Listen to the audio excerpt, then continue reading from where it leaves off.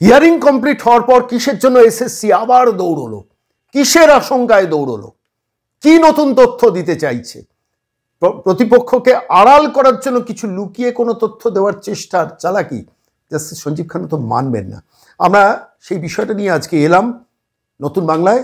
আইনজীবী সুদীপ্ত দাশগুপ্তর কিছু কথা, খুব ইম্পর্টেন্ট কিছু নোট আপনাদের সামনে পেশ করব, তার বক্তব্য আপনাদের শোনাবো। কিন্তু তার আগে আমাদের হাতে কলকাতা হাইকোর্টে এই মামলা চলাকালীন যে শেষ পর্যন্ত 25,753 জনের যে চাকরি চলে গিয়েছিল, সেই যে হাইকোর্টের মাননীয় বিচারপতি দেবাংশু বসাকের আদালত থেকে যে চাকরিটা চলে গিয়েছিল, সেই মূল যে রায়ের কপি, তার একটা নির্দিষ্ট কিছু অংশ আমার কাছে এই মুহূর্তে এসে পৌঁছেছে।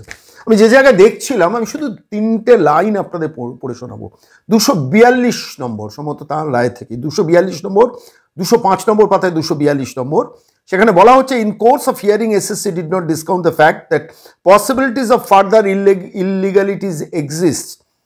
অর্থাৎ স্কুল সার্ভিস কমিশন আরও ফার্দার অনেক কিছু আছে কিনা, সেটা possibilities of further illegalities exist, did not discount the fact, এই তথ্যকে অস্বীকার করতে পারেননি যে আরও কিছু আছে কিনা।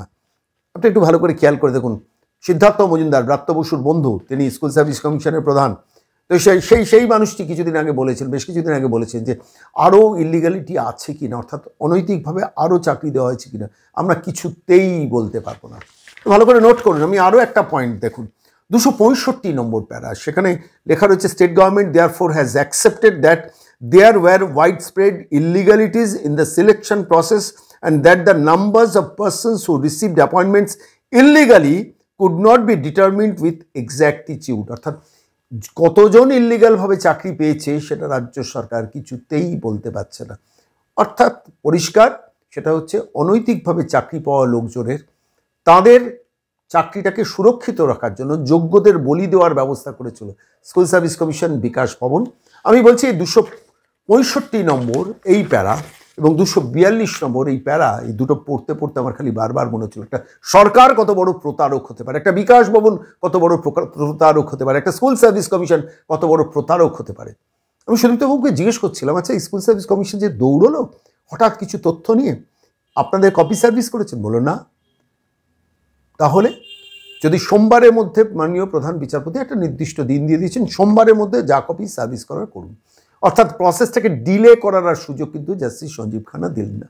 এখানেই কিন্তু আগের টার্মে জাস্টিস চন্দ্রচূড়ের সময় আমরা এই ধরনের রায় দেখিনি, যে নির্দিষ্ট 3-4 দিন বেঁধে দেওয়া। আজকে ধরুন এই প্রতিবেদন যেদিন পেশ করছি শুক্রবার, যখন এটা জাস্টিস সঞ্জীব খান্না বলেন সেটা বৃহস্পতিবার, অর্থাৎ শুক্র, শনি, রবি, সোম, 4 দিনের মধ্যে আপনি আপনার কপি সার্ভিস করুন যদি নতুন কিছু বলার থাকে।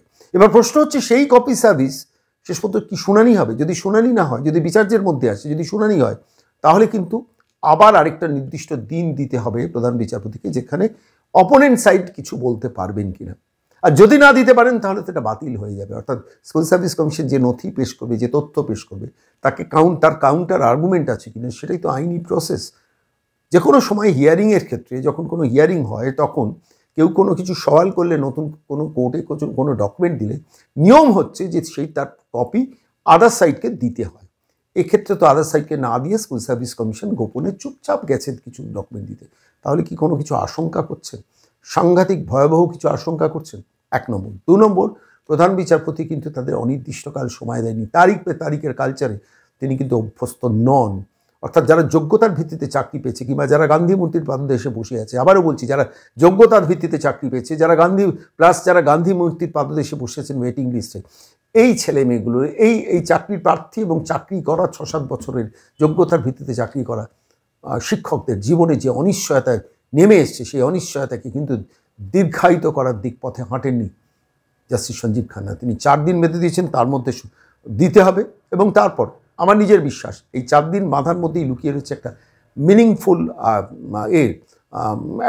একটা অন্য ধরনের অর্থ লুকিয়ে আছে। যেটা আমার মনে হচ্ছে, সেটা হচ্ছে যে খুব দ্রুত কিন্তু শুনানি শেষ হয়ে গেছে, খুব দ্রুত রায়ের দিকে এগোচ্ছেন কিন্তু জাস্টিস সঞ্জীব খান্না। ঠিক হোক, ভুল হোক, আমার পছন্দ হোক, অপছন্দ হোক, শেষ পর্যন্ত রায়টা দ্রুত আসুক, এটাই বাংলার মানুষের চাহিদা। তার কারণ যারা যোগ্যতার ভিত্তিতে 6-7 বছর ধরে চাকরি করেছেন, তাদের জীবনে রাত জাগা কেন তাদের রাত জাগতে হবে? তাদের চাকরিটা যদি টিকে যায় সেটা তারা জানুন, তাদের চাকরি যদি চলে যায়, ঈশ্বর কোনো যেন না যায়, তাদের চাকরি যদি চলে যায় তাহলেও সেটা জানুন। কিন্তু এখন যে অবস্থা তারা বিরাজ করছেন, তাদের মানসিক অবস্থাটা আমরা কেউ চিন্তা করতে পারছি না। যোগ্যতার ভিত্তিতে আমি চাকরি পেয়েছি, তারপর আমার চাকরিটা চলে যাচ্ছে, যেতে পারে, এই অনিশ্চয়তা কেন তাদের জীবনে থাকবে? তারা শেষ পর্যন্ত বুঝতে পারুক যে ওয়্যার দে স্ট্যান্ড। এক, দ্বিতীয়ত ওয়েটিং লিস্টে যারা ক্যান্ডিডেটরা গান্ধী মূর্তির পাদদেশে বসে রয়েছেন, সেই ছেলেমেয়েগুলো দিনের পর দিন রোদ জল বৃষ্টি ঝড় শীত গ্রীষ্ম বর্ষা উপেক্ষা করে দিনের পর দিন তারা গান্ধী মূর্তির পাদদেশে বসে রয়েছেন, তাদেরটাও বিবেচনায় আনুন প্রধান বিচারপতির বেঞ্চ। জানি না শেষ পর্যন্ত কী হবে, কিন্তু আজকের এই প্রতিবেদনে, এই পর্বে, এই অনিশ্চয়তার, এই আশঙ্কার মধ্যেই এসএসসির আশঙ্কার এই দৌড় নিয়ে আইনজীবী সুদীপ্ত দাশগুপ্ত আমাদের কি ব্রিফ করেছেন, শুনুন। নমস্কার সুদীপ্ত দাস, সন্ময় বলছি। বলুন সন্ময় বাবু। হ্যাঁ, বলছি স্কুল সার্ভিস কমিশন আবার দৌড়লো যে আরও স্যার কিছু নথি আছে প্রধান বিচারপতির কাছে। আমার দুটো জিনিস মনে হচ্ছে, একটা হচ্ছে প্রধান বিচারপতির কাছে এই দৌড়নোর মধ্যে কি আরো কোনো অ্যাংজাইটি বেরিয়ে আসছে স্কুল সার্ভিস কমিশনে? কোথাও কিছু কি আঁচ করতে পারছেন যে কোথাও একটা পরাজয় অনিবার্য, এবং এই এতগুলো ছেলেমেয়ের ভবিষ্যৎ নষ্ট করার জন্য মানুষ শেষ পর্যন্ত স্কুল সার্ভিস কমিশনকেই, যেটা সঠিক যে স্কুল সার্ভিস কমিশনকেই কাঠগোড়ায় তুলবে, এটা কি অ্যাজিউম করতে পারছেন? কারণ এর আগের দিনে শুনানিতে সবটাই তো স্কুল সার্ভিস কমিশন, শিক্ষা দপ্তর, মধ্যশিক্ষা পর্ষদ, তারাই সওয়াল করেছেন শেষ 2 ঘন্টা। আপনারা তো সওয়াল করেননি সেখানে দাঁড়িয়ে। এক, দ্বিতীয়ত হচ্ছে প্রধান বিচারপতি জাস্টিস সঞ্জীব খান্না কিন্তু খুব ইন্টেলিজেন্টলি একদম পরিষ্কারভাবে বলে দিয়েছেন যে সোমবারের মধ্যে সমস্ত ডকুমেন্টস জমা দিন যা দেওয়ার, অর্থাৎ টাইম বাউন্ড। এবং এখান থেকে আমার মনে হচ্ছে খুব দ্রুত বোধহয় প্রধান বিচারপতি এই ম্যাটারটাকে এন্ড করতে চাইছেন, এই তারিখ পে তারিখের কালচারে ঢোকাতে চাইছেন না। কি বলবেন? দেখুন, প্রথমেই বলছি, এই যে এসএসসি যেটা করেছে, যে শুনানি শেষ হয়ে যাওয়ার পরে গিয়ে কোর্টে মেনশন করছে তার 2 দিন পরে যে আমরা আরো কিছু নথি জমা দিতে চাই, এই জিনিসটাই হলো একটা অনৈতিক জিনিস। আর এতে দুটো জিনিস প্রমাণ হয়। প্রথম, যে এটা আজকে প্রমাণিত যে এসএসসি শুনানি চলাকালীন ডিভিশন বেঞ্চ বলুন, সুপ্রিম কোর্ট বলুন, নিশ্চয়ই তাহলে এত সুযোগ পাওয়ার পর কোনো ডকুমেন্ট দেয়নি যাতে করে যারা যোগ্য চাকরি প্রার্থী তাদের চাকরি বাঁচুক। এই ডকুমেন্ট দেয়নি। যদি দিয়ে থাকতো তাহলে এই বাড়তি যে এফার্ট শুনানি শেষ হওয়ার পরে সেটা দেখা যেত না। আর এটা আমি কেন বললাম অনৈতিক, এই জন্য বললাম যে শুনানি চলাকালীন দিলে তো দুপক্ষ যে কোনো ডকুমেন্ট যখন কোনো শুনানি চলাকালীন এক পক্ষ দেয়, আরেক পক্ষ তার জবাব দেওয়ার সুযোগ থাকে। এসএসসি এই জন্য দিল যাতে করে আমরা এর কোনো জবাব দিতে না পারি, তাই জন্য এটা অনৈতিক।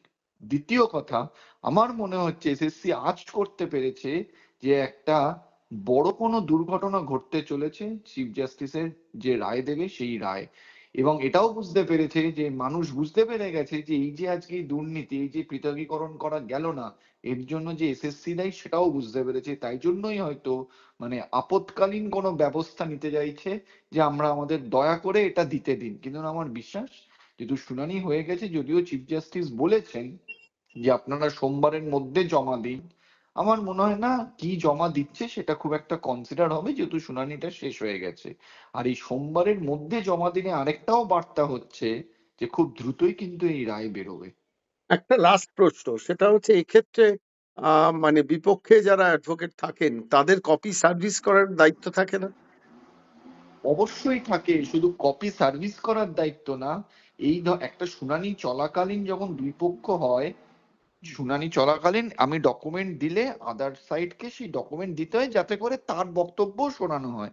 এই যে এসএসসি শুনানি শেষ হয়ে যাওয়ার পর আলাদা আলাদা গিয়ে এই ডকুমেন্টটা মেনশন করে জমা দিচ্ছে, তার মানে এসএসসির নিশ্চয়ই এমন কিছু আছে যেটা ওরা চাইছে না যেটা সবার পক্ষে যাক, কারণ সব পক্ষের কাছে গেলে তারা যে ওই ডকুমেন্টে যদি কোনো মিথ্যে কথা বলে থাকে সেটা ধরা পড়ে যাবে। নিশ্চয়ই সেটা চাইছে না বলেই শুনানি শেষ হয়ে যাওয়ার পরে এটা করেছে।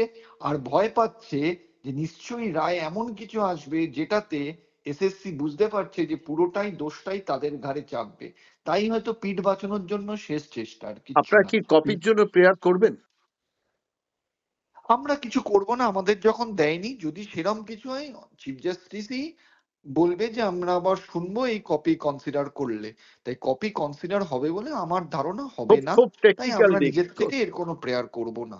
খুব টেকনিক্যাল দিক এটা, মানে খুব ইন্টারেস্টিং পয়েন্ট আপনি মেনশন করলেন, যে কপি কনসিডার্ড হলে তখনই শুনানির আরেকবার পুনরায় এই পার্টটা শুনানির দিন দেবেন, আর না হলে এই কপি কনসিডারেশনের এতেই হয়তো আসবে না, এতেই তাই না? মানে আওতায় আসবে না। আওতাতেই আসবে না। অনেক ধন্যবাদ সুদীপ্ত দা, অনেক ধন্যবাদ। ধন্যবাদ, ধন্যবাদ।